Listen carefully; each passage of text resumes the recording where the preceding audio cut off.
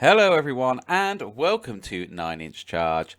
Today we're back with another Warscroll review and we're going to review the centerpiece model that I always take in my Cities of Sigmar army. I never leave home without it, and that is the Anointed on Frostheart Phoenix. Just before we begin this review, if you enjoy this video, if you like Warscroll reviews, if you're a fan of Phoenixes, please drop this video a like and let me know. And if you've been enjoying the content on the channel and you'd like to see more content like this in the future and you're not yet subscribed, please consider pushing that subscribe button. Some of the Earth Phoenix's spawn radiate the elemental power of ice, surrounded by a freezing aura that slows nearby foes to a crawl. These Frostheart Phoenixes strike from high with deadly force, ripping and tearing their prey to pieces. The Anointed on Frostheart Phoenix has a bravery of 9, 12 wounds, a 4+ save, and a move starting at 16, which can fall down as low as 8. He carries the keywords Order, Elf, Cities of Sigmar, Phoenix Temple, Monster, Hero, and Frostheart Phoenix, and comes in at 315 points. The other thing to consider about this model is that in a Cities of Sigmar army, if you take him as your general, he unlocks Phoenix Guard to be a battle line unit. So you can make a very thematic army, but I think he's great on his own as well. The bravery of 9 is really high, that's really great. 12 wounds makes him not quite as hardy as a lot of monsters out there. He's kind of mid-range, I suppose. But having said that, his save is pretty good at 4+, and there are ways of buffing and increasing that. And also, all members of the Phoenix Temple are witness to destiny. So incoming blows and bolts of sorcery somehow contrive to miss their mark. If this model includes an Anointed, roll a dice each time you allocate a wound or mortal wound to this model, and on a 4+, that wound or mortal wound is negated. So we've got a 4+ save, we've got ways of increasing that we'll talk about later. We then have a 4+ ward save, which is really significant, and 12 wounds. The move of 16 is absolutely fantastic. It really gets him where he needs to be. I've said this before in other Warscroll reviews, that these monsters on the bigger bases can struggle sometimes to get exactly where they need to go. Enemies can create roadblocks or not leave enough space for them to get where they need, but because he has fly and because he's got a 16-inch move, he's pretty much going to get everywhere he needs to be. So next up, let's have a look at those attacks. The Anointed is armed with a Great Phoenix Halberd. It has a 2-inch range, 4 attacks, 3s to hit, 3s to wound, a rend of 1, and a damage of 1. It's absolutely fine.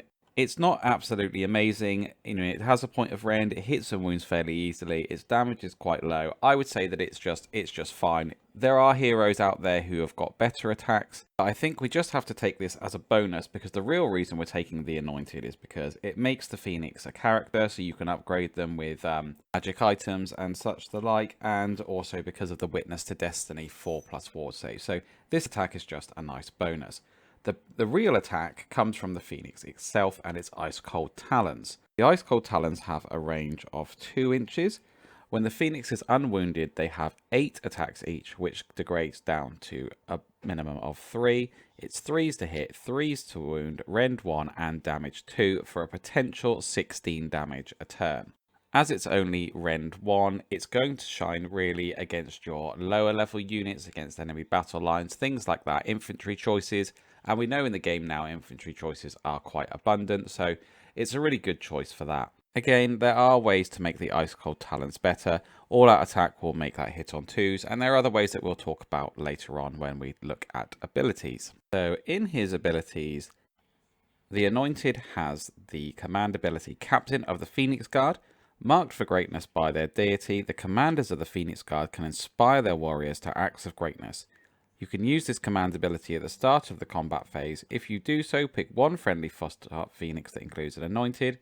Until the end of that phase, you can reroll wound rolls for attacks made by friendly Phoenix Temple units that are wholly within 12 inches of that Frostheart Phoenix. This isn't bad because there's not a lot of ways you can get to increase your ability to be able to wound in the game, and this is one of them. The next ability is Blizzard Aura.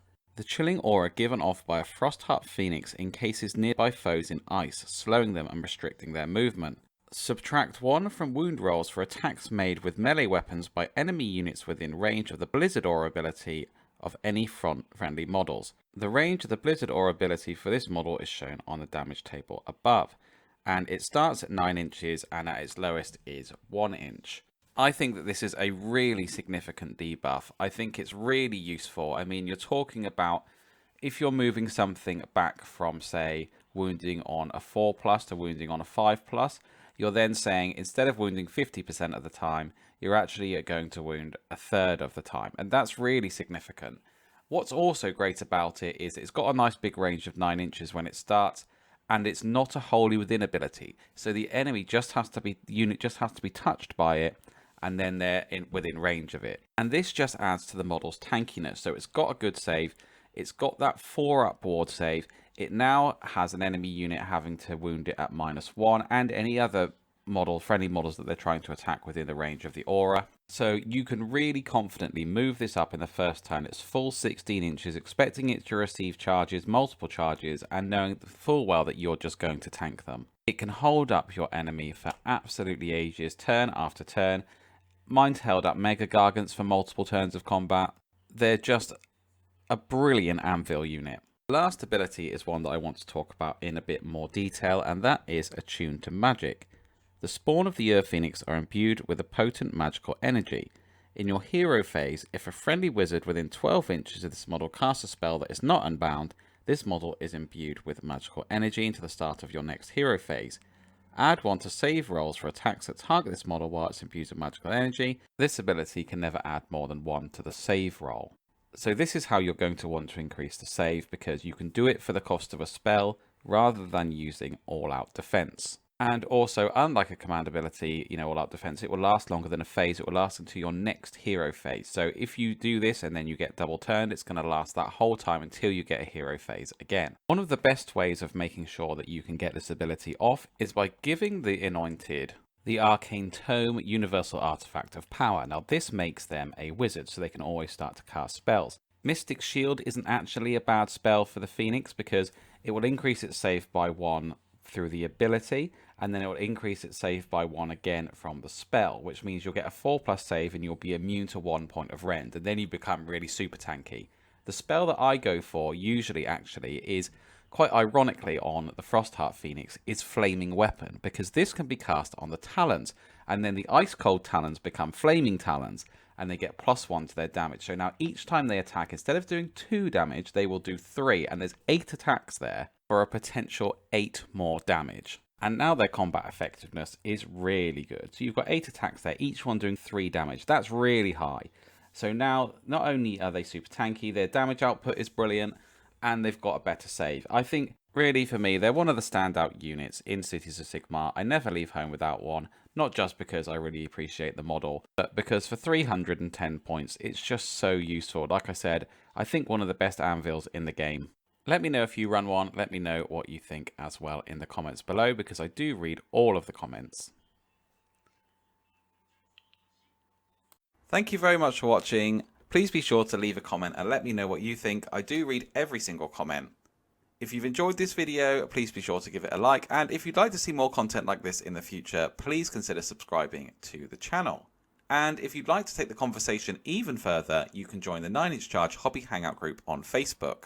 This is a place for us to come together as a community and encourage each other and chat about our hobby, and feel free to share your models, thoughts, ideas, or ask any questions that you may have. There's a link in the description below. And if you'd like to support the channel, you can find a link in the description to our Patreon page, or you could become a YouTube member. And you can also support the channel by using the affiliate link we have to Element Games. They have a really extensive hobby range. I'm sure you can find anything that you're looking for on there, and they also sell it at a discount to Games Workshop. And if you use the affiliate link, we get a small amount of commission back that we can use to put back into the channel. As ever, this has been 9-inch Charge. Thank you very much for watching, and I will catch you next time.